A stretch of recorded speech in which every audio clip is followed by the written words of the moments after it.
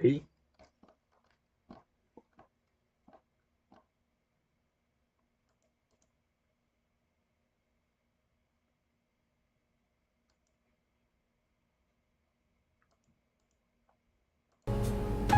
And that makes the game uniquely frustrating. But I'm not sure Jazzuo intended to make a frustrating game. The frustration is just essential to the act of climbing, and it's authentic to the process of building a game about climbing. A funny thing happened to me as I was building this mountain. I'd have an idea for a new obstacle, and I'd build it, test it, and it would usually turn out to be unreasonably hard. But I couldn't bring myself to make it easier. It already felt like my inability to get past the new obstacle was my fault as a player rather than as a builder. Imaginary mountains build themselves from our efforts to climb them, and it's our repeated attempts to reach the summit that turns those mountains into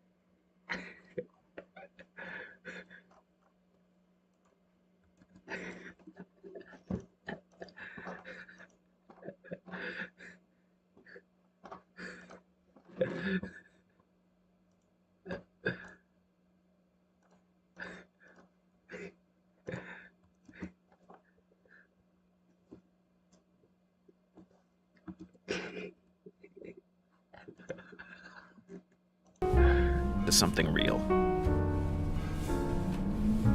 When you're building a video game world, you're building with ideas. And that can be like working with quickset cement. You mold your ideas into a certain shape that can be played with, and in the process of playing with them, they begin to harden and set until they're immutable, like rock. And at that point, you can't change the world, not without breaking it into pieces and starting fresh with new ideas. For years now, people have been predicting that games would soon be made out of prefabricated objects, bought in a store and assembled into a world. And for the most part, that hasn't happened, because the objects in the stores are trash. I don't mean they look bad or that they're badly made, although a lot of them are. I mean they're trash in the way that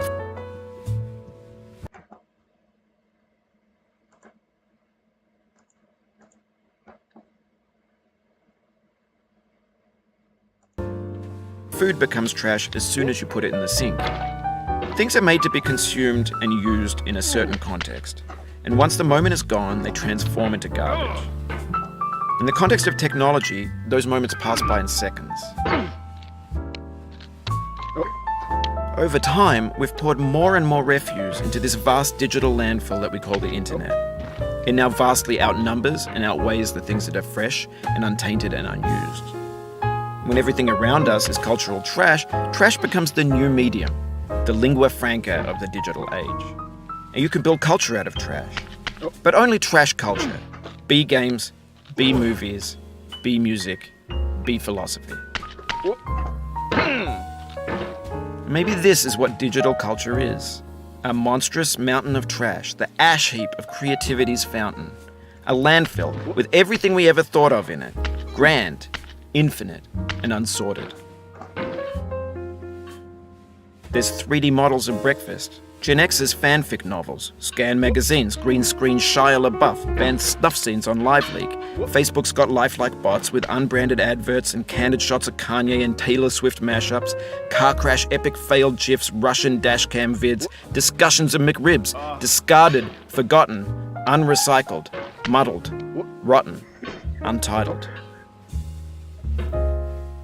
Everything's fresh for about 6 seconds, until some newer thing beckons, and we hit refresh. And there's years of persevering disappearing into the pile, out of style, out of sight. In this context, it's tempting to make friendly content that's gentle, that lets you churn through it but not earn it. Why make something demanding if it just gets piled up in the landfill, filed in with the bland things?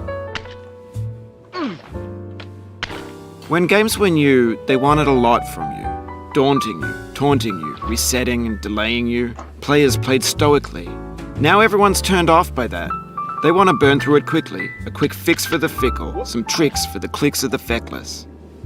But that's not you, you're an acrobat. You could swallow a baseball bat.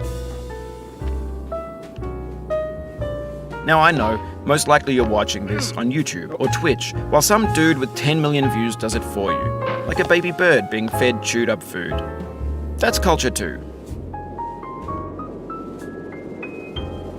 But on the off chance that you're playing this, what I'm saying is, trash is disposable, but maybe it doesn't have to be approachable. What's the feeling like? Are you stressed? I guess you don't hate it if you got this far, feeling frustrated. It's underrated. An orange is sweet, juicy fruit locked inside a bitter peel. That's not how I feel about a challenge. I only want the bitterness. It's coffee. It's grapefruit. It's licorice. It feels like we're closer now. Composer and climber, designer and user. You could have refused, but you didn't. There was something in you that was hidden, that chose to continue. It means a lot to me that you've come this far, endured this much. Every wisecrack, every insensitivity, every setback you've forgiven me is a kingly gift that you've given me. We have the same taste, you and I. It's not ambition, it's ambition's opposite. An obdurate mission to taste defeat. You'll feel bad if you win, so I put this snake in for you. Have you thought about who you are in this? Are you the man in the pot, Diogenes? Are you his hand? Are you the top of his hammer? I think not. Where your hand moves, the hammer may not follow, nor the man, nor the man's hand. In this you're his will, his intent, the embodied resolve in his uphill ascent. Now, you've conquered the ice cliff, the platforms, the church and the rectory, the living room and the factory, the playground, the construction site, the granite rocks and the lakeside. You've learned to hike. There's no way left to go but up, and in a moment I'll shut up. But let me say, I'm glad you came. I dedicate this game to you, the one who came this far. I give it to you with all my love.